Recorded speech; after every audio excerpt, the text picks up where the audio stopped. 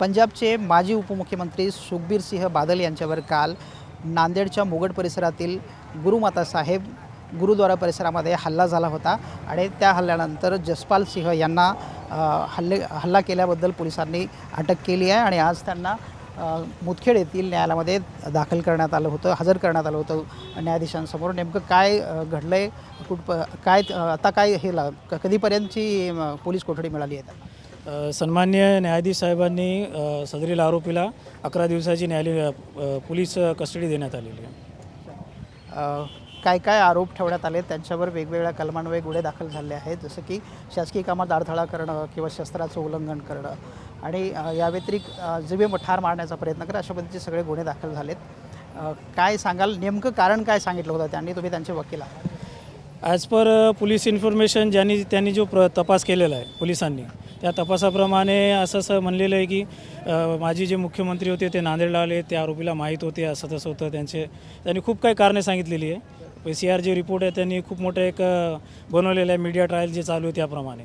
पण असं त्याच्यामध्ये त्यांच्या तपासामध्ये कुठे असं निष्पन्न होत नाही की यांनीच हे सगळं केलेलं आहे, पूर्वकट नियोजित होता, खूप यांचं इंटेन्शन होतं, याच्यामध्ये खूप काही आहे असं तसं.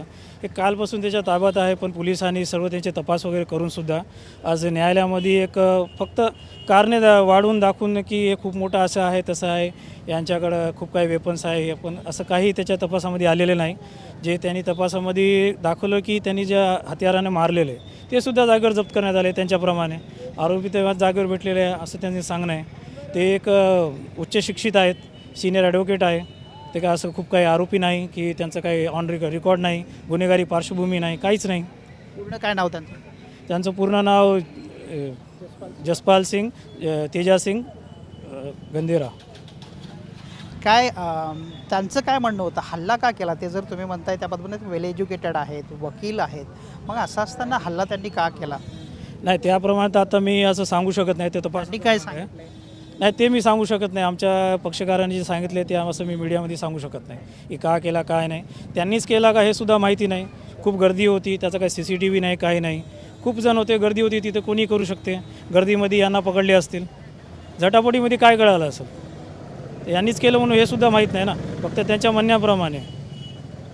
पोलिसांचे योग्य तपास होतोय असं तुम्हाला वाटतं? नाही, पोलिसांचा तपास काही योग्य होत नाही असं मी म्हणत नाही, कारण त्यांचा काय तपास बरोबर त्यांनी केलेला नाही.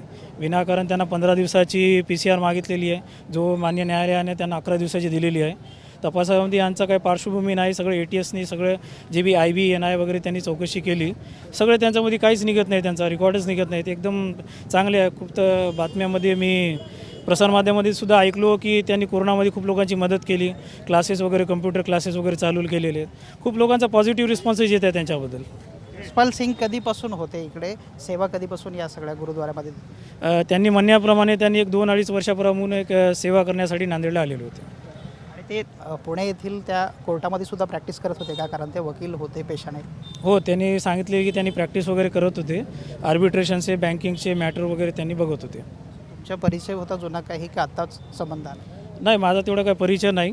मागे आता असं आमची दर्शनाला येणं जाणं आहे, तर एक वकील म्हणून त्यांनी एक भेटगाठ झाली, त्यामुळे बोलणं वगैरे आहे. बाकी काही इथलेच आहेत? मी इथलाच आहे. तर हे होते आरोपी जसपाल सिंह यांचे वकील आणि त्यांना कोर्टामध्ये आज सादर करण्यात आलं होतं आणि त्यांना 11 दिवसाची पोलीस कोठडी देण्यात आली आहे. व्हिडिओ जर्नलिस्ट अनिकेतसह गजानन देशमुख, TV9 मराठी, मुदखेड, नांदेड.